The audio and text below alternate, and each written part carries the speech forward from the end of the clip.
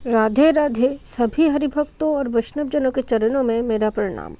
आइए मीरा चरित्र की आगे की घटनाओं को हम सब श्रवण करते हैं। राणा विक्रम मीरा जी को मारने की तरह तरह की कोशिशें करते रहते थे। एक दिन एक दासी आकर के बोली कि राणा जी ने शालिग्राम और फूलों की माला भिजवाई है हुकुम। मीरा जी ने पूछा, शालिग्राम कौन लाया है? कोई पशुपतिनाथ या मुक्तिनाथ के दर्शन करके आया है क्या? दासी बोली, मुझे नहीं मालूम अन्नदाता, मुझे जो हुक्म हुआ उसे पालन करने के लिए मैं हाजिर हुई हूँ। और उस दासी ने ठाकुर जी को और मीरा जी को पृथ्वी पर सिर रखकर प्रणाम किया।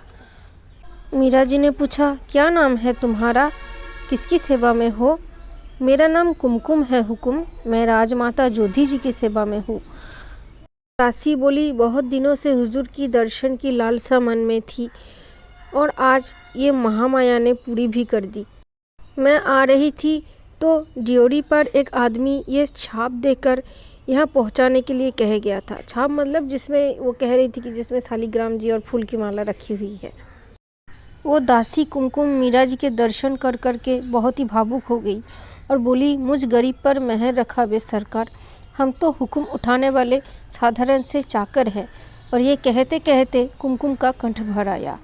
मीरा जी ने हंस कर के उनको बोला कि ऐसा कोई विचार मत करो, हम सब चाकर ही तो है, जिसकी चाकरी में है उसमें कोई चूक न पड़ने दे। बस हमारे ठाकुर जी सब कुछ जानते हैं और वो सब देख रहे हैं, उससे कुछ भी छिपा नहीं रहता।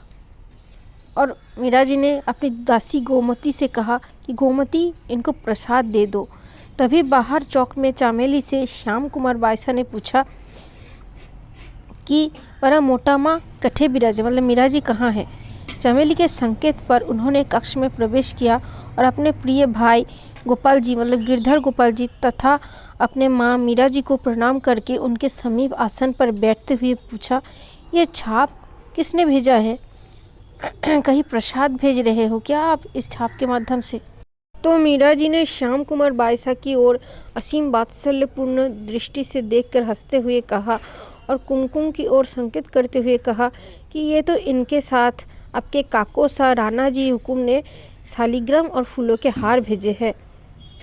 और फिर मीरा जी ने श्याम कुमार बायसा को उस छाप को खोलने के लिए कहा और कहा कि इस छाप में जो शालिग्राम जी रखे हुए हैं उसको बाहर निकालो और श्री गिरधर गोपाल जी के साथ विराजमान करो। आज मैं श्री गिरधर गोपाल जी के साथ इनकी भी पूजा करूंगी। जैसे ही श्याम कुमार बायसा ने छाप पर बंधी डोरी खोलने के लिए हाथ बढ़ाया, चंपा बोल पड़ी, ठहरिए बायसा हुकुम, इसे हाथ मत लगाइए। चंपा की आंखों में भय झांक रहा था और चंपा ने कहा कि फूल और शालिग्राम इतने भारी नहीं होते हुकुम। क्यों कुमकुम बाई, कितना भार होगा इसमें? तुम्हारे चलने से तो लग रहा था कि मन भर बोझ उठाकर ला रही हो। तो कुमकुम ने कहा, मन भर तो क्या होगा, 5-7 सेर वजन तो होगा ही। अवश्य ही नीचे रखते समय संभाल न रखने से थोड़ी डगमगा गई थी मैं। सुना सरकार आपने, 7 सेर बोझ वाले शालिग्राम और फूल इस छाप में समा सकते हैं। मतलब मीरा जी को मारने की इतनी कोशिशें राणा जी करते रहे हैं और आज जब राणा जी की ओर से ये शालिग्राम आए हैं तो फिर चंपा को ये समझ में आ गई थी कि ये शालिग्राम नहीं बल्कि मीरा जी को मारने की फिर से कोई चाल है राणा के, तो इसलिए वो सावधान कर रही थी सबको। मीरा जी ने श्याम कुमार बायसा की ओर देखकर हंसते हुए कहा, यदि उधर से हवा भी आए तो चंपा बहम से भर जाती है। बहम की कोई औसत नहीं है पागल, तुम खोलो बेटा।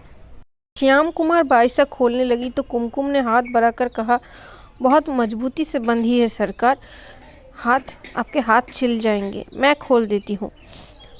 ऐसा बोल कर के कुमकुम छाप की डोरियों को खोलने लगी। डोरियों का गुच्छा एक ओर रखकर उसने जैसे ही छाप का ढक्कन उठाया, फुदकार करते हुए बड़े बड़े 2 काले काले सांप बित्ते बित्ते भर के चौड़े फन फैलाकर खड़े हो गए। दासियों और श्याम कुमार बायसा के मुख से चीख निकल पड़ी। कुमकुम की आंखें आश्चर्य से फटी सी रह गई और छाप का ढक्कन हाथ में लिए लिए ही कुमकुम अचेत हो लुढ़क गई। मीरा तो मुस्कुरा कर ऐसे देख रही थी मानो बालकों का खेल हो रहा हो। देखते ही देखते एक काले सांप छाप में से निकलकर फन फैलाते हुए चलकर मीरा की गोद में होकर गले में माला की भांति लटक गया।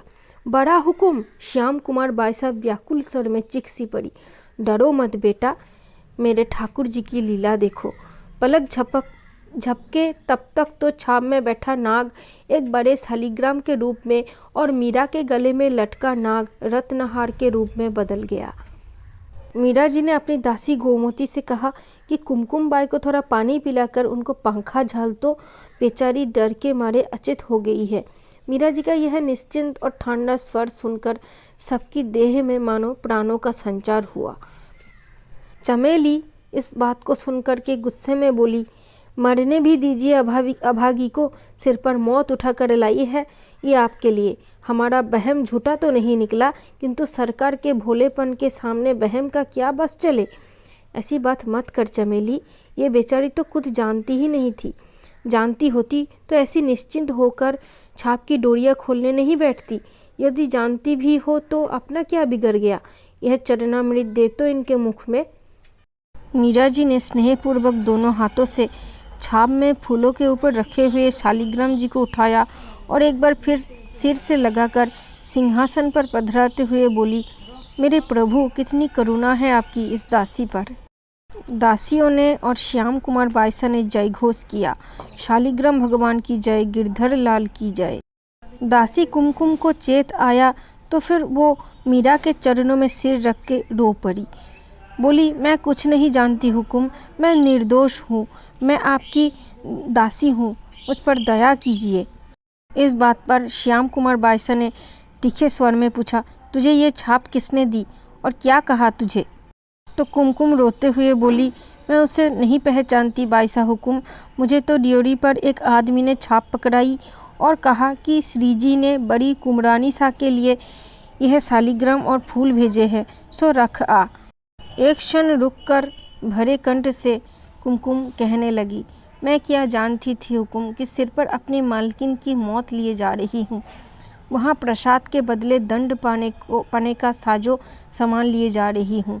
यदि मैं पहले से इस साजिश के बारे में जानती तो भगवान इसी समय मुझे अंधी कर दे अथवा मेरे प्राण हर ले।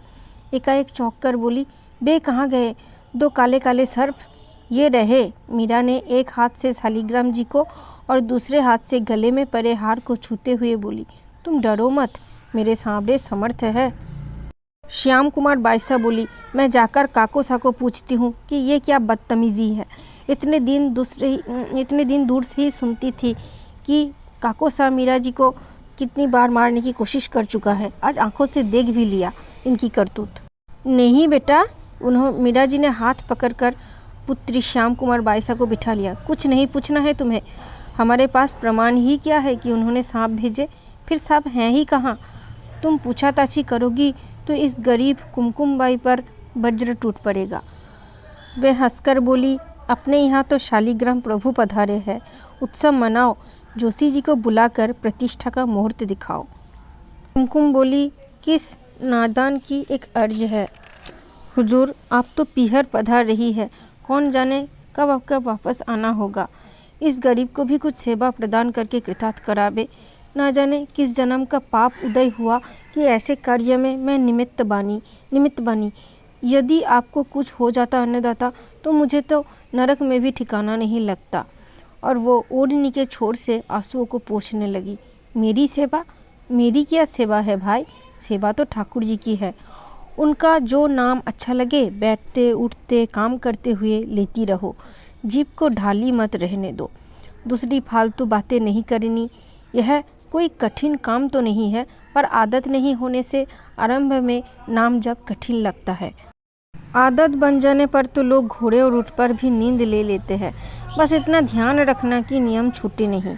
कुमकुम ने संकोच से अटकती वाणी में कहा, मुझे भी एक ठाकुर जी बख्शाबे तो मैं योग्य तो नहीं, पर अगर हुजूर की कृपा हो तो हुजूर की कृपा दृष्टि से मैं जरूर तर जाऊंगी।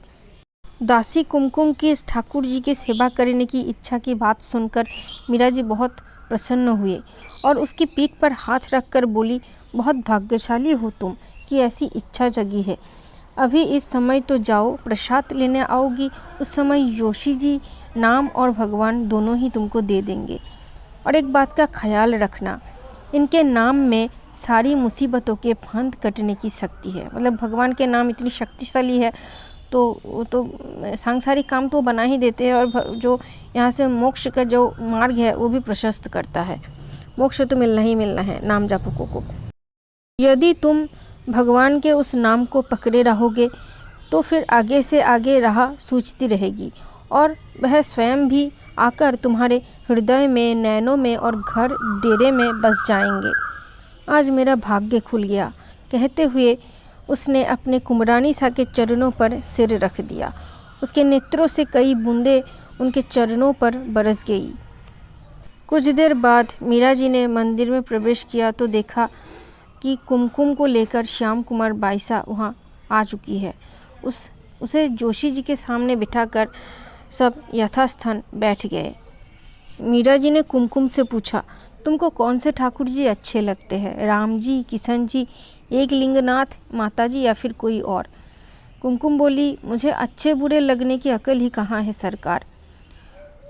तो मीरा जी बोली, भगवान से एक रिश्ता तो जोड़ना पड़ता है, इसलिए पूछ रही हूँ, तुम्हें बालक चाहिए कि बिंद मतलब पति चाहिए कि मालिक चाहिए, मतलब कैसा रिश्ता तुम्हें प्रभु के साथ रखना है? कुमकुम बोली, मारे तो नन्हा लाला चाबे हुकुम। मीरा ने नन्हे बाल मुकुंद जी को उठाकर जोशी जी के हाथ में दिया। जोशी जी ने उन्हें कुमकुम के हाथ में देते हुए बोले, तुमसे जैसी बन जाए वैसी पूजा करना और छोटे बालक की तरह ही सार संभाल करना।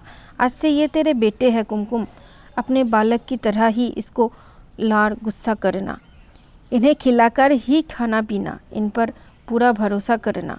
उनके कान में गोपाल नाम देते हुए कहा, इस नाम को कभी भूलना मत, जीभ को कभी विश्राम मत देना, समझी? कुमकुम भरे दृगों से जोशी जी की ओर देखकर सिर हिलाया और पल्ले से चांदी का एक रुपया खोलकर जोशी जी के पैरों के पास रखते हुए प्रणाम किया।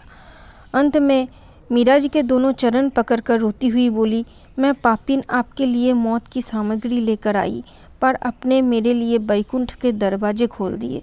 यही कृपा सदा बनी रहे, यही प्रार्थना है। इस गहली गूंगी ने भूल मत जब जो, मतलब मुझे कभी भूल ना जाना स्वामिनी जो। मीरा ने उनके सिर पर हाथ फेरकर आश्वासन दिया। भक्तों, जैसे मीरा जी ने कुमकुम को यही उपदेश दिया कि कुछ भी हो जाए प्रभु के नाम को लेते रहना, जीभ को कभी विश्राम मत देना, तो आप सभी से भी मेरी यही रिक्वेस्ट है, अगर आप अपने गुरु जी का दिया हुआ कोई नाम मंत्र जप करते तो बहुत ही अच्छा, वरना जो नाम आपको प्रिय लगे प्रभु का वो नाम लेना आप अभी से इसी वक्त से शुरू कर दीजिए। राम, कृष्ण, शिव, हरि, राधा, जो भी अच्छा लगे, जो भी नाम आपको प्रिय लगे वो लेते रहिए। और इसमें कोई नियम तो है नहीं, इसमें कोई पैसा नहीं लगना है और समय भी नहीं लगता, क्योंकि आप इसको कभी भी ले सकते, उठते बैठते सोते जगते, कोई पवित्रता या अपवित्रता से इसका ज़्यादा कोई लेना देना नहीं है, कभी भी ले सकते हैं। और शुरुआत कीजिए, शुरुआत में टाफ लगेगा, कठिन लगेगी, 10-20 नाम ही लीजिए, धीरे धीरे ये 100, 150, 500 से 1000, 2000 मतलब कितना नाम जपाएगा, फिर एक नशा हो जाएगी। अगर पॉसिबल हो तो एक माला लेकर के जप करें, अगर नहीं तो फिर काउंटर से या फिर हाथ की उंगलियों से गिन करके भी जप कर सकते। इससे क्या होगा, मतलब जप में एक निरंतरता बनी रहेगी। मैंने ऐसे अगर जीभ में नाम लेते रहेंगे तो कभी भूल भी जाएंगे, लेकिन अगर एक साधन होगा जैसे कि माला, काउंटर या फिर हाथ की उंगलियों में भी अगर गिन करके जप करेंगे तो फिर एक ध्यान रहेगा कि हाँ मैं जप कर रही हूँ और मुझे भूल नहीं जाना है। तो इस बात का ध्यान रखना, ख्याल रखना। और हो सकते हैं अगर आप जाप करते हैं तो मेरी एक बात मानिए, दूसरों को भी जाप करने के लिए प्रेरित करें। आपके बात को मान करके अगर दूसरे लोग भी जाप करने लग गए ना, तो प्रभु सबसे ज़्यादा आपसे प्रसन्न होंगे, क्योंकि वो भी यही चाहते हैं कि उनका नामों का जाप ज़्यादा से ज़्यादा लोग करें और उनके भक्त बने। क्योंकि जितने ज़्यादा लोग प्रभु के भक्त बनेंगे और जो इसमें सहयोग करेगा, फिर प्रभु के लिए वो प्रिय बन जाएगा। ये कार्य आपको ज़रूर करना है, कम से कम अपने फैमिली वालों को, अपने बच्चों को तो ज़रूर इस मार्ग पर ले आइए। राधे राधे।